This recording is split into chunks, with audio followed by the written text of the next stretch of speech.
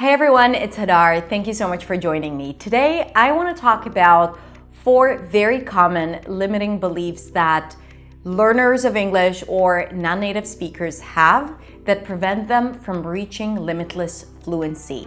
And when I say limitless fluency, I mean being able to communicate in English without overthinking, without second-guessing myself. I don't mean speaking perfectly or flawlessly. No, I really mean having an internal sense of freedom and having all the words available to you and speaking without getting stuck. That is what I consider limitless fluency. And in many cases, for many people, there are some fundamental beliefs or thoughts that prevent people from getting to that place, no matter how much time they put into their English studies or their English practice. And I'm talking about people who even have been living in an English-speaking country for over 20 years and they still struggle. In many of the cases, this is caused by limiting beliefs. And today I'm going to talk about that. So first of all, what is a limiting belief? A limiting belief is a belief, so it's a thought that you have thought many times before, that it has become a belief of yours. And belief is usually something that you think is true without having proof that it's actually true. That is a belief. So a limiting belief is a belief that limits your full potential. So let's talk about the limiting beliefs that might prevent you from reaching limitless fluency. The first belief is, my English is just not good enough. Now again, on the surface, you can tell me, but Hadar, my English is not good enough. I'm not ready. I'm not advanced. I'm not a C2 speaker. And maybe you are just thinking, I'm just seeing things as it is. But my question is, how is that belief or that thought serve you? So let's see how that plays out. Let's say you have a job interview for a job that requires English and you're thinking, you're going back to this belief, my English is not good enough for this. Then what is likely to happen? Are you likely to go ahead and do whatever it takes to pass the interview and do the job in the best possible way? Or are you likely to do the opposite? When you have a belief like my English is not good enough, whether it's for a job interview, whether it's to speak to a native speaker, whether it's to enroll to an English course, then that thought, that belief triggers a negative emotion like frustration, disappointment, fear of speaking, sadness, right? And usually from those negative feelings, you are less likely to practice, prepare, speak, dare, have the courage to do something, right? You see how that works? And because of that, when you, let's say, not do things, you don't speak, you don't practice, you don't prepare, you're less likely to get a job in English or to improve your English because you're practicing. So that belief, my English is not good enough, is going to lead to you not improving your English and keeping your English at a level that you're unsatisfied with. Now, it doesn't mean that you need to say, my English is perfect. But how about replacing this thought with, my English is good enough for what I need now. My English is good enough for this job. My English is good enough for this conversation. My English is improving every single day. If you change the negative belief with a positive belief, you are more likely to have a positive emotion and as a result, to take positive action to create a life where you feel confident and fluent and free in English. Another limiting belief that you might have is, I'm going to waste their time. Now, this is really deep because I have heard this a lot from my students. And this happens when people feel like they're not clear, they might get stuck, they might have to ask others to repeat themselves. And this is why they don't engage in conversations, especially with native speakers, because they don't want to waste their time. Now, on the surface, this is a very considerate thought, right? Oh, you are just very considerate of other people's time. But in fact, think about the impact that this might have. First, it actually suggests that you have no space. You cannot take space and time.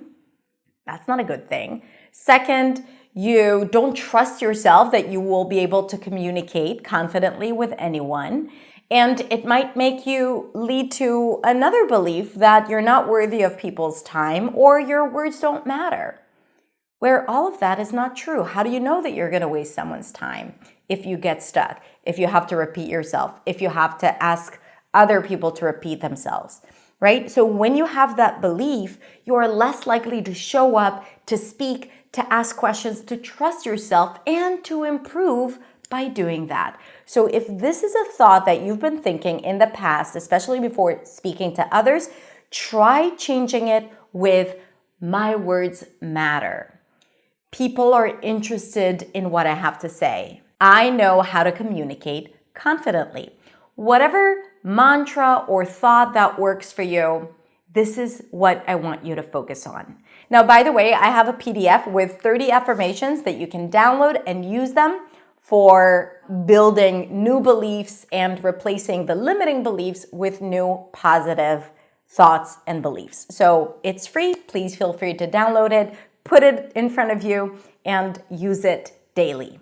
Another belief that might get in your way of reaching limitless fluency is they're going to think I'm not intelligent.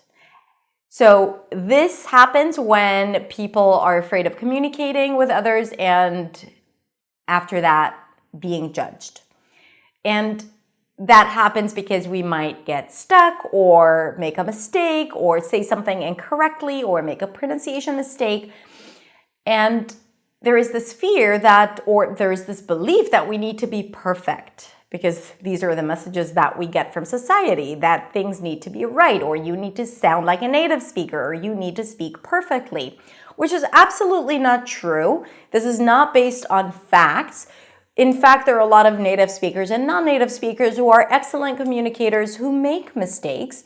And the thing is that when you believe that you need to be perfect to be able to speak with others, and you will be perceived as not intelligent, uneducated, maybe you think that people will think that you have a low level of English, like whatever that is, whatever that belief it is for you, I want you to know that it is not serving you.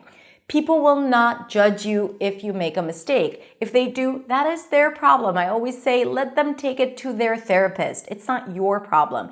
You speak in a second language, a third language. You are entitled to make mistakes. And in fact, mistakes is the best way to learn. So I don't want you to be afraid of mistakes. And when you have the belief that people are going to think that I'm not intelligent, you're actually telling yourself that mistakes are bad and that you are going to be judged because you're making mistakes or because you get stuck, whatever that is. And just thinking that might create so much stress, and that stress alone may cause you to get stuck and make mistakes. So it's kind of like a self-fulfilling prophecy. So instead of thinking they're going to think that I'm not intelligent, I want you to go back to thoughts like, my words are important, or I know what I'm talking about, or I'm an excellent communicator. Okay? Good. The last thought, and this one is also a little tricky, is this is so hard, or English is so hard, or English is so hard for me. Now, again, you might say to yourself, but Hadar, it's hard. Or, but Hadar, it's just, it's hard to learn a second language. So my question again to you would be, how is that serving you? Because if you know of someone who might not find it hard to learn, study, practice English or any other language, who might even find it joyful, and I can name quite a lot of people who find studying English and practicing English joyful and fun and exciting. So if that is the case for some people, it means that it's not a fact. English is not hard for everyone. And therefore, why would you choose to make it that for you, right? Because if you are thinking English is so hard, and then you say to yourself, I have to study English, and then you sit down to study English, but in your head you have this belief that English is so hard, do you really think that you're going to have an effective practice or you'll study effectively. No, your brain is not going to be able to learn and retain information if you're constantly telling it that it's hard.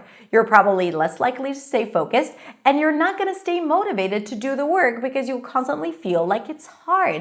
And when you feel it's hard, then, there is this part of us that just wants to not be in a situation where something is hard. So you'll find ways to distract yourself, ways to do other things, to go to easy things. Even in English, every time you do something that is a little challenging and that voice says, oh, it's so hard for me, I don't know how to learn, then as a result, you're less likely to push yourself to do things that feel hard. Yes, sometimes it feels like a lot, but it doesn't mean that it's hard / impossible for you. Okay? So I want you to understand how these thoughts can actually get in your way, and how simply by changing how you think or just becoming aware, don't even change anything. Just become aware of these thoughts and beliefs and recognize that they affect how you feel. And when you feel a certain way, you're less likely to do things, or you're more likely to do things that are not productive.